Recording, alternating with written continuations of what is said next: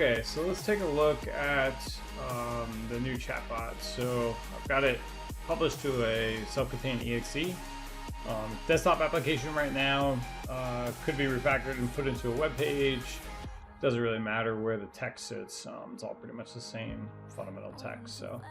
So we could ask anything related to TechOps tools.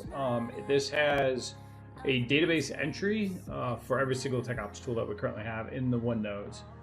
It includes the link to the tool and the summary. So do we have any apps for project cleaning?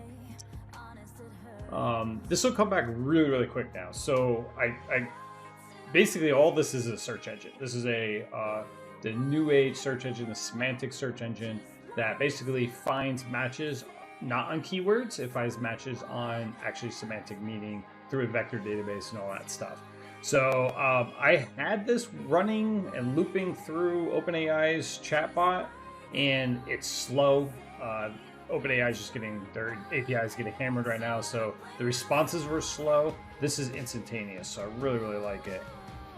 So let's do electrical voltage drop.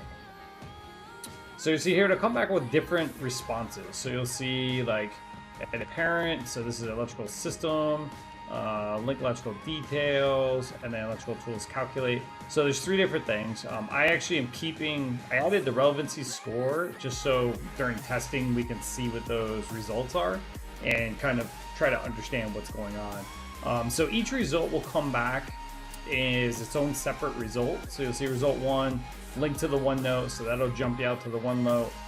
You'll see the name of the particular app and then the summary. These summaries could probably be better. I just took what was currently in OneNote, so if the BIM team decides to make a nice little paragraph of a summary per each tool, that will just raise the relevancy of the ranking on that particular tool in the search engine like this.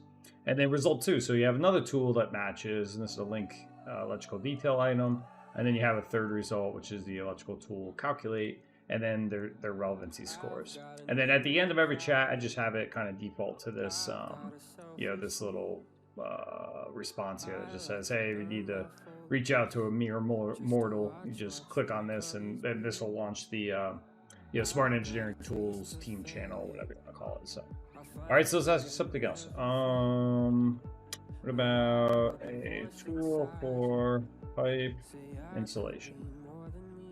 Cool, so it came back with 2, which is kind of odd. So we'll see here, I've got 0.88 score on the apply pipe insulation. That's the tool I was expecting to see.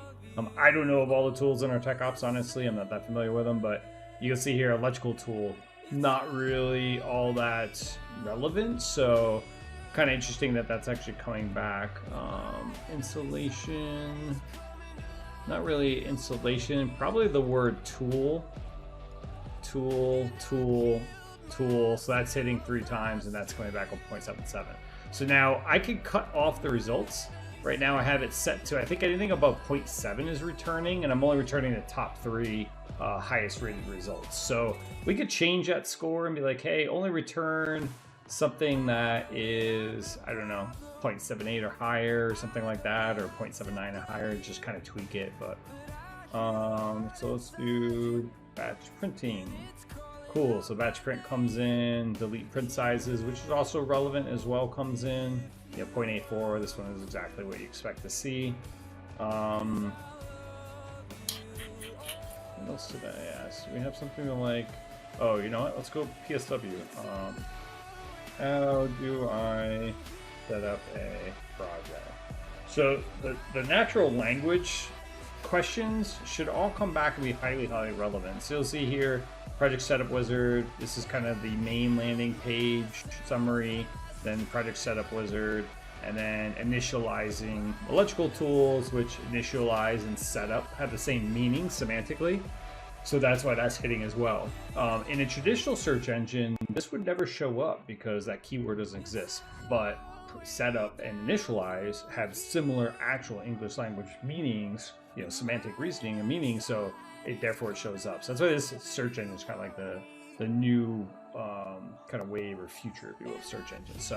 So anyways, so this is free to run forever because I'm not doing API calls. I'm doing the vectorizing and embedding all locally. You can see the speeds are instantaneous. So we want to roll this out and get testing. I feel it's pretty much ready to go.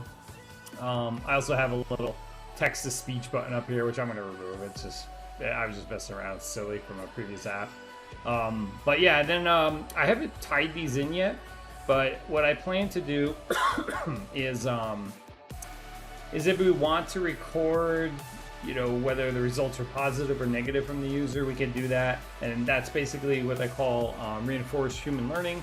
So we can kind of quantify or stick that data in a database. So positive or negative here, we'll basically just take the question, take the answers, and then log that as a positive result or a negative result. And then we just build up that database over time. And then as we go to like actually fine tune or train the model, which doesn't make sense in this is just search engine, but a normal chat API app, that's kind of what those are for. So yeah, pretty cool. Anyways, that's it. All right, see ya.